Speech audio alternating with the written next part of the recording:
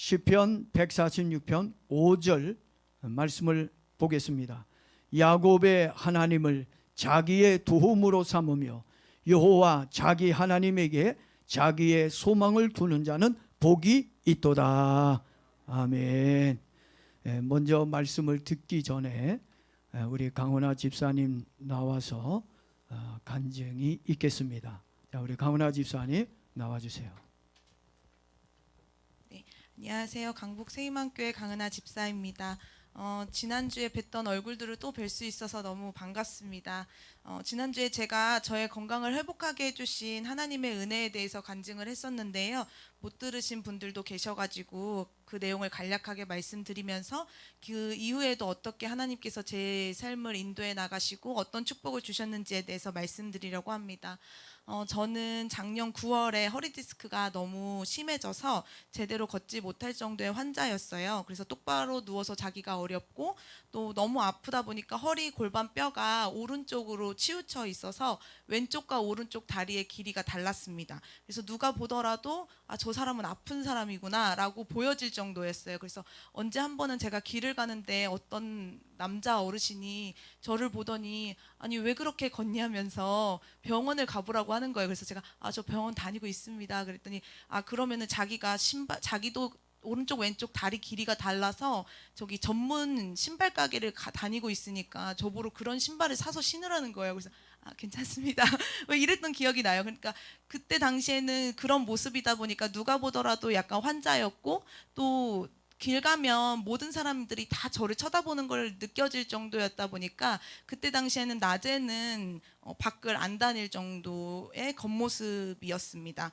그래서 처음에는 저도 약도 먹고 운동도 하고 주사 치료도 받고 그러니까 이게 낫겠지 싶었어요. 그리고 허리 디스크는 4년 전부터 있었으니까 조금 아플 때마다 병원을 가면 그때마다 그래도 조금 그 이후에 괜찮아졌으니까 이번에도 괜찮아지겠지라고 했지만 아무리 해도 그때 당시에는 안 되는 상태였습니다.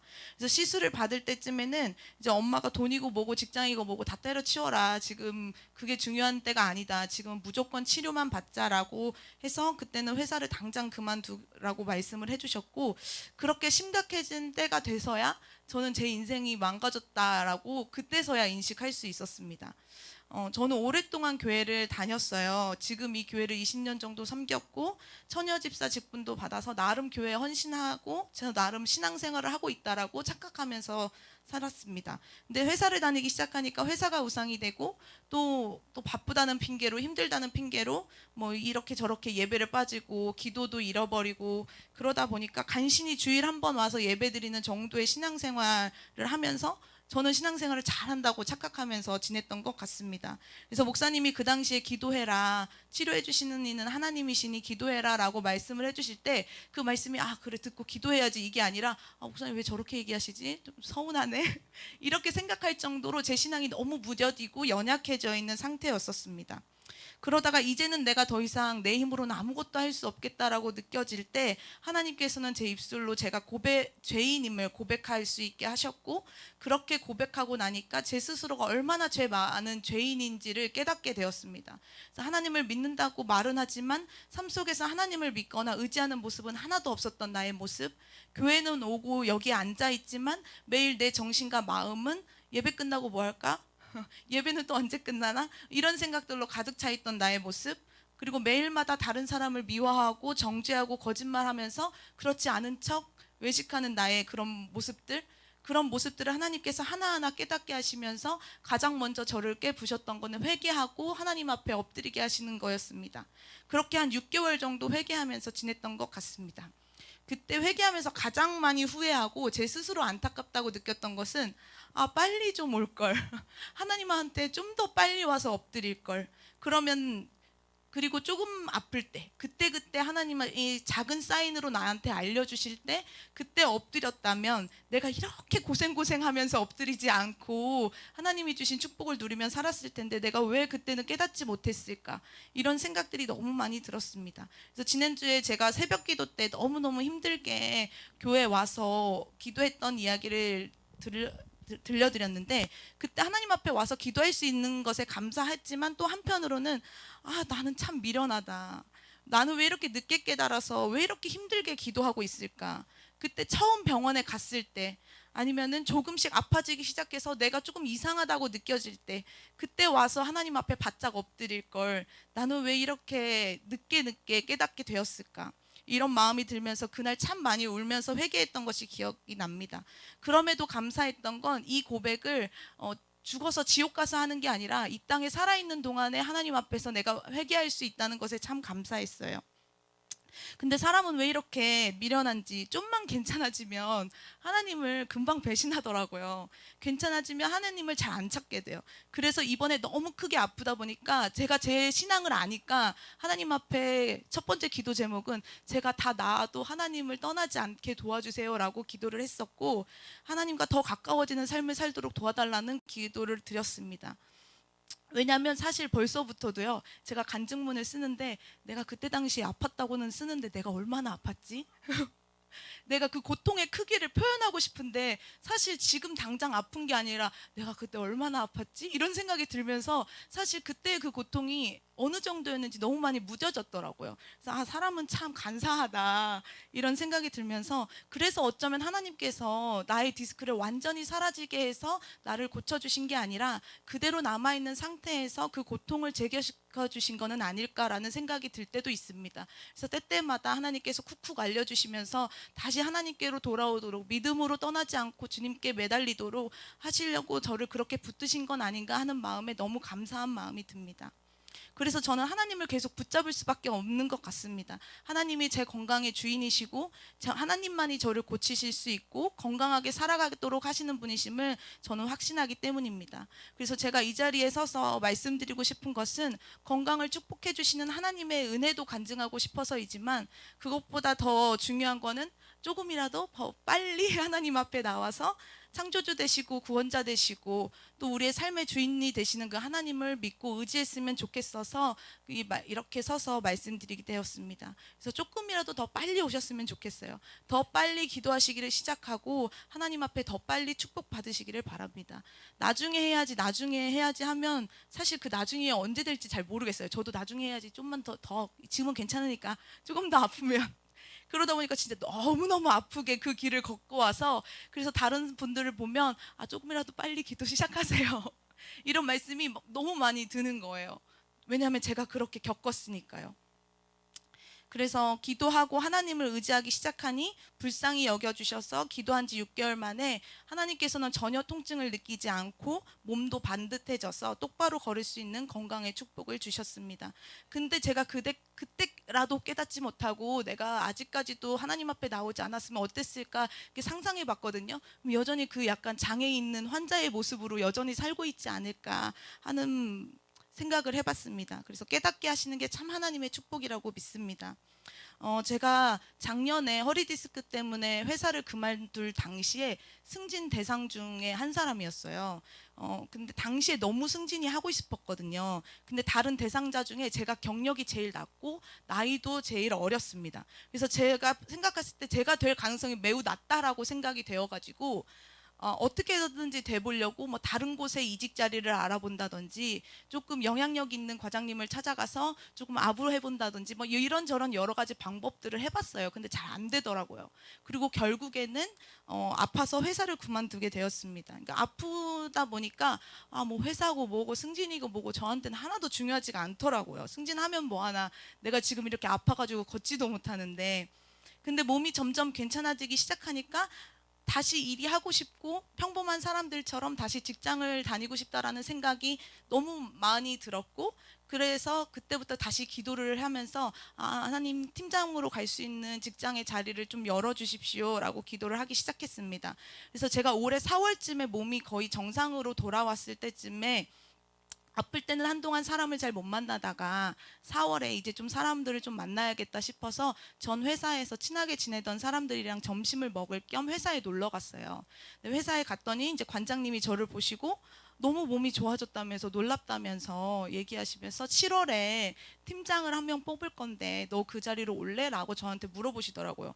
근데 저는 그 당시에 기도를 하고 있었고, 그러니까 너무 놀랍고 너무 감사한 마음에 저야 올 수 있으면 너무 좋죠 라고 얘기를 하고, 이제 집으로 돌아왔는데 이제 목사님께도 그 얘기를 드렸습니다. 목사님 회사에 갔는데 저한테 이렇게 저렇게 얘기를 하더라고요. 라고 했더니 목사님이 너무 잘된 얘기다. 근데 사람 이름 모르는 거고 사람의 말로는 믿을 수가 없으니 우선은 우리가 믿고 의지할 분은 하나님이니까 하나님께 기도하면서 어떻게 그 길을 인도하여 주실지 하나님의 뜻을 좀 구해봐라 라고 해서 제가 또 기도하면서 문제없이 잘 진행될 수 있게 하나님이 인도하시는 대로 갈 수 있게 해달라고 기도를 하고 있었습니다.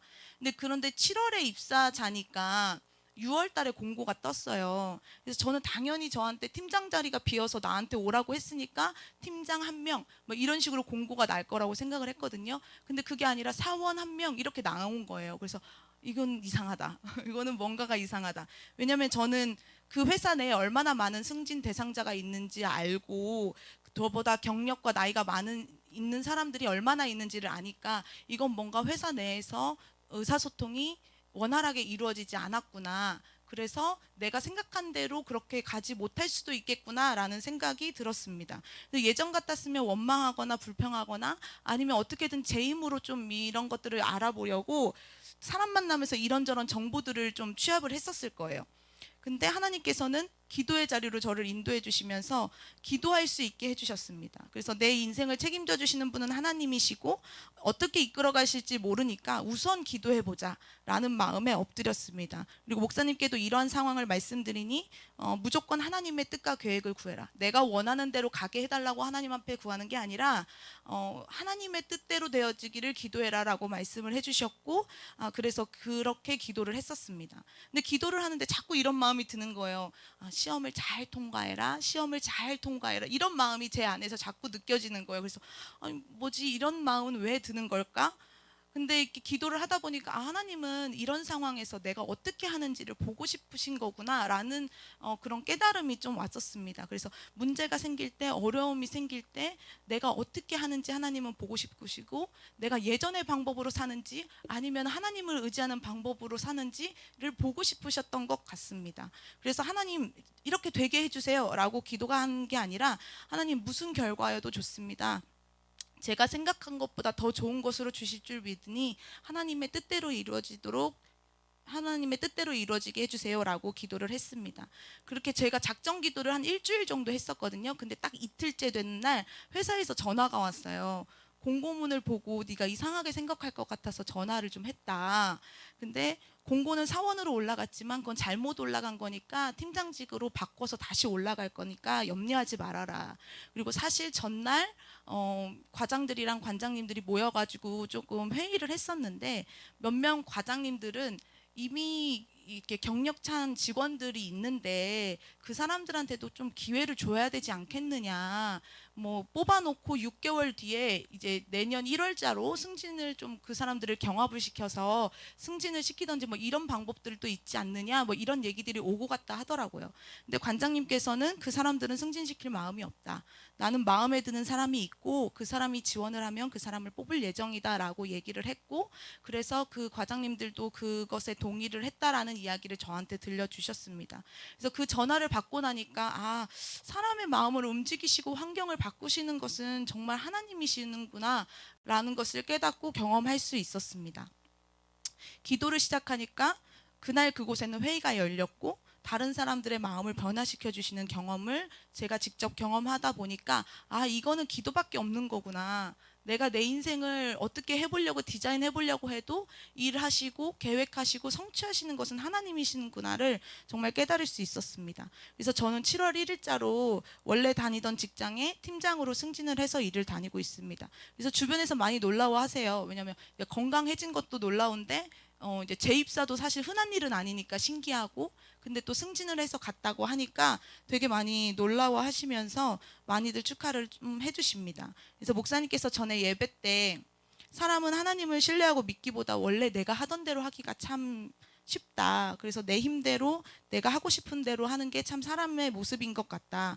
하나님을 신뢰하고 믿는다는 것이 말로는 쉽게 보이지만 사실 행동으로는 그게 쉽지 않다라고 말씀을 해주셨고 그래서 기도해야 되고 하나님의 뜻을 알 때까지 기다리는 것이 참 중요하다라고 말씀해 주셨던 것이 참 기억이 납니다. 그래서 이 말씀을 붙들고 기도하니까 안 될 수도 있겠다고 생각했던 것들이 잘 풀렸고 또 원망하고 실망하는 마음보다는 아 그래 하나님께서 더 좋은 곳으로 주시려나 보다라는 생각들이 들었습니다. 그래서 이 마음 또한 제가 하는 게 아니라 하나님이 주시는 마음인 줄을 믿습니다. 근데 사실 회사에 딱 들어가서 일을 시작하니까요. 처음에는 다 좋고 막 감사하고 뭐 일할 수 있는 모든 것에 막 감사했는데 사실 마냥 늘 좋지 않은 게 인생이잖아요. 그래서 그때그때마다의 어려움은 있더라고요. 근데 저한테는 이제 비장의 무기가 생겼으니까 그냥 일이 있으면 그 자리에서 그냥 속으로 이제 기도를 하기 시작해요. 그러면 신기하게 제 마음이 편해지던지 그 환경이 풀리는 것을 경험할 수 있었습니다. 한 번은 제가 이제 승진을 해서 입사했으니까 누군가는 슬퍼하고 화가 나는 사람들이 있더라고요. 승진하고 싶었던 사람들이 있었으니까요. 근데 이제 그런 사람들을 놓고 이제 기도를 했습니다. 제가 할 수 있는 게 그 사람들을 위해서는 기도밖에 없더라고요. 그래서 그들이 이제 그 상황에 순응하고 선하게 마음을 먹고 열심히 일하게 할 수 있는 환경이 되기를 기도하니까 신기하게 안 될 것 같았거든요. 그 사람의 성격을 제가 아니까. 근데 갑자기 저한테 먼저 와가지고 잘해보자고 하더라고요. 그래서 아, 참 신기하다. 그리고 한 번은 회사 내에서 약간 이상한 소문이 났어요. 지금 회사 다닌 지 2주밖에 안 됐는데 그 안에서 막 별의별 소문이 나면서 뭐 이상한 얘기들이 들리더라고요. 그래서 아, 처음에 제 성격 같았으면 화를 내거나 그 사람 와보라고 나랑 얘기 좀 해보자고 그랬을 텐데 아, 이것도 기도밖에는 할 수 있는 게 없겠구나 싶어서 기도하면서 그냥 그 사람한테 잘해줬어요. 그랬더니 갑자기 며칠 뒤에 저한테 와서는 미안하다고 하더라고요. 그래서 참 신기해요. 기도를 하면 할수록 너무 신기한 것 같습니다. 그래서 물론 오래 걸리는 응답들도 있지만 제가 치료를 받기 위해 6개월이 걸렸던 것처럼 오래 걸리는 응답도 있지만 기도를 계속하면 할수록 하나님께서 제 삶을 도우고 계신다는 것을 너무 확연하고 선명하게 느낄 수 있었습니다.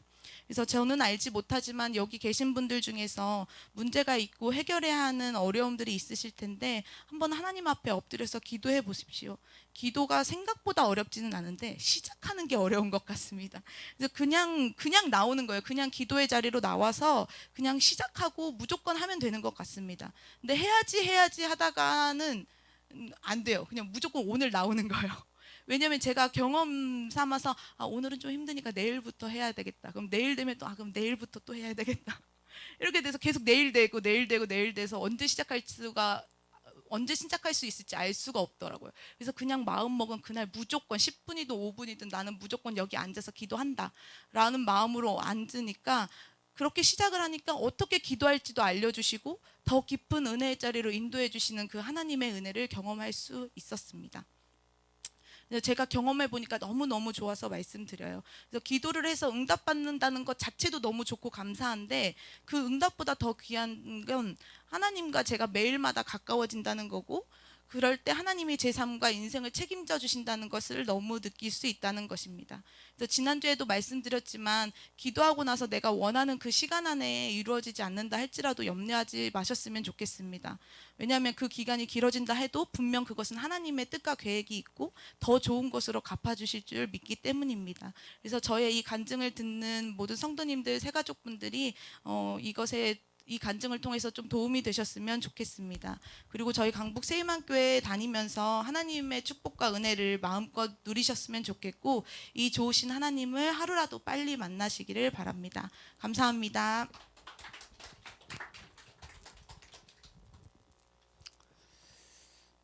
우리 강은하 집사님이 지난주에는 자기가 얼마나 아팠는지 얼마나 힘들었는지를 이야기했는데 제가 보니까 시간도 지나서 그런지 아픔을 조금 잊은 것 같아요. 저분이 너무 아팠을 때는 이렇게 서 있는 것이 아니라 이렇게 다녀서 이렇게요. 그래서 저도 만나면 저도 이렇게 인사했어요. 젊은 사람이 이렇게 다닌다고 생각해 보세요. 이러고 연세 드신 분이 이러고 다니는 것도 참 보기가 안 좋은데 처음에는 이렇게 숙여져서 처음에는 그러더니 아유 참 사람이 겸손한가 보다 했는데 점점점 가더니 몸이 이렇게 삐뚤어져 버리더라고요. 이러면서 이러고 다니더라고요. 참 마음이 아팠어요. 이제 예배 끝나고 집에 가는 길에 저는 이제 그 교회 안에서 유리를 통해서 볼 때 참 가슴이 아프고 기도할 때마다 많이 울었습니다. 어떻게 젊은이가 저렇게 살아야 됩니까? 하나님 고쳐주세요. 병원에서는요 시술을 했는데 오히려 시술하면 좋아져야 되는데 더 나빠져 가지고 똑같아요. 저기 MRI라 그러나요? 촬영했는데 똑같아요. 그러니 얼마나 실망이 되겠습니까? 더 아프고 그냥 속내에도 옷 입을 수 없어서 너무 그냥 엄마가 입혀줘야 될 정도로 그 사람을 만나고 싶지 않는 기피증이 생길 정도로 참 마음에 죽고 싶을 만큼 상당히 몸이 아파서 막 괴로워서 잠도 못 자고, 그러니까 잠이 안 오니까 그냥 기도하는 것밖에 없다. 내가 살 수 있는 건 기도밖에 없다. 그냥 하나님께 나와서 울면서 기도했다는 얘기입니다.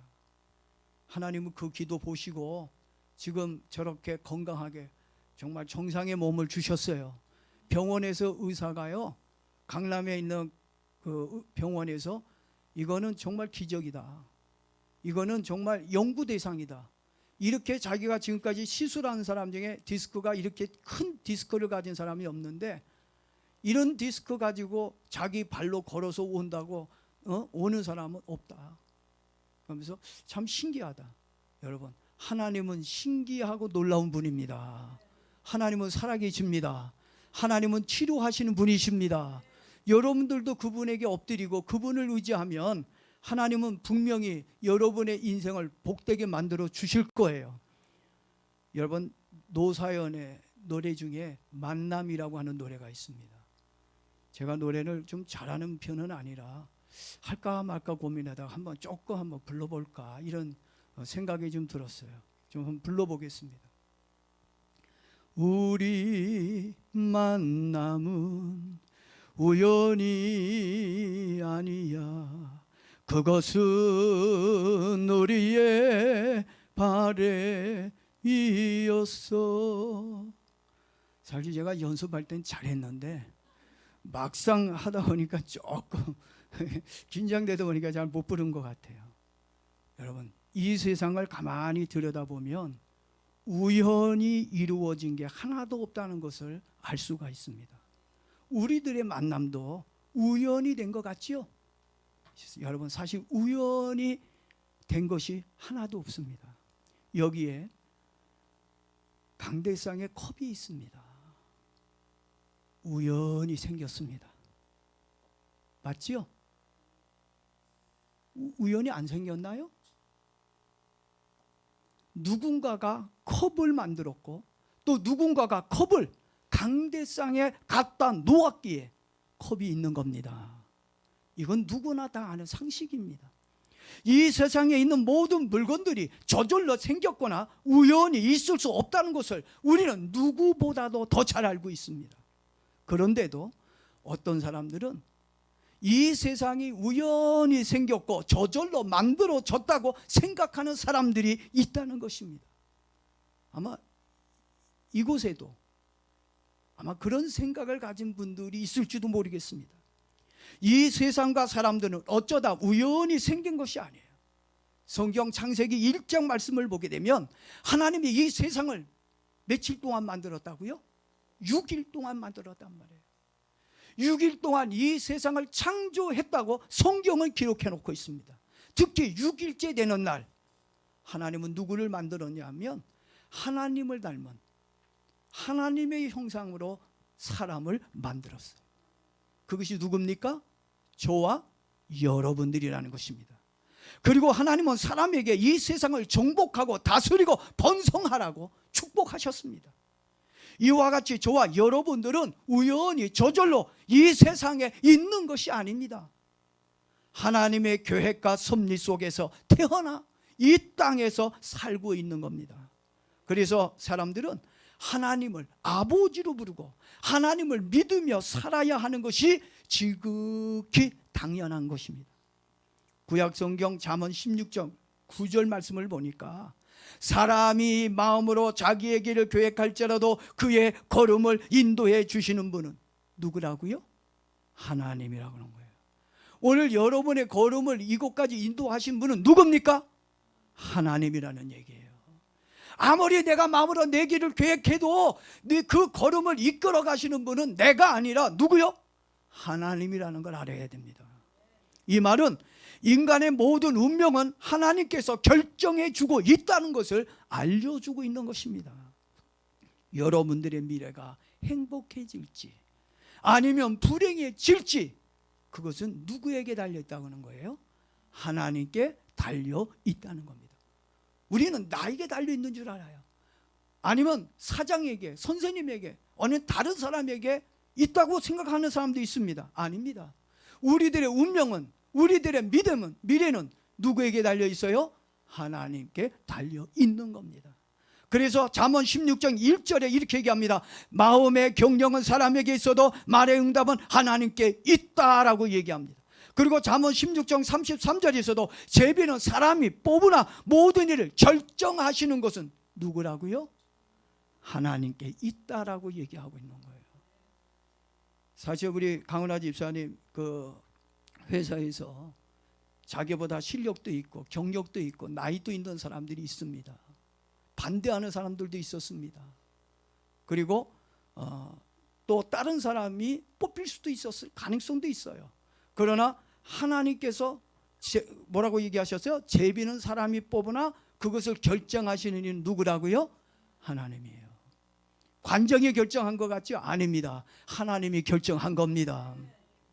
신약 성경에서도 예수님은 이렇게 얘기합니다. 마태복음 10장 29절을 통해 말씀하셨는데 참새 2마리가 한 앗서울에 팔리지 않느냐? 그러나 너희 아버지께서 허락하지 아니하시면 그 하나라도 땅에 떨어지지 아니할 것이다. 누구의 허락이 있어야 된다고요? 하나님의 허락이 있어야 되는 거예요. 집을 사고 싶다고 해서 내 마음대로 집 사나요?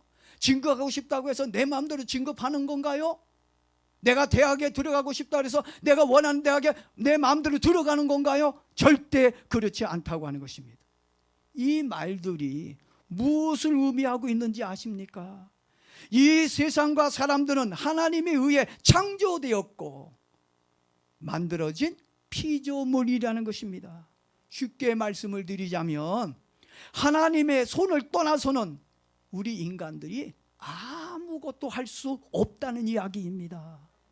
물고기는 어디 있어야 행복한가요? 물고기는 물속에 있어서 행복해, 좋아. 물고기는 물속에 있어야 행복을 느낄 수 있는 겁니다. 그러나 물고기가 물을 떠나면 어떻게 돼요? 불행해지는 거예요. 죽습니다. 인간이 창조주 하나님을 떠나 살게 되면 결국 인간도 불행해지고 죽게 되어지는 것입니다. 그래서 우리 인간은 창조주 하나님을 믿고 하나님 안에서 살아야 행복을 느끼고 편안한 삶을 살 수 있다는 것입니다. 어린아이가 부모님과 함께 할 때 필요한 모든 것을 공급받고 보호받으며 행복하게 살 수 있는 것처럼 하나님을 믿고 살아야 불행 끝, 행복 시작되는 줄로 믿습니다. 사람이 하나님을 멀리하면 불행해지는 거예요. 집 나가면 무슨 얘기예요? 집 나가면 행복해진다고요? 집 나가면 너무 편안하다고요?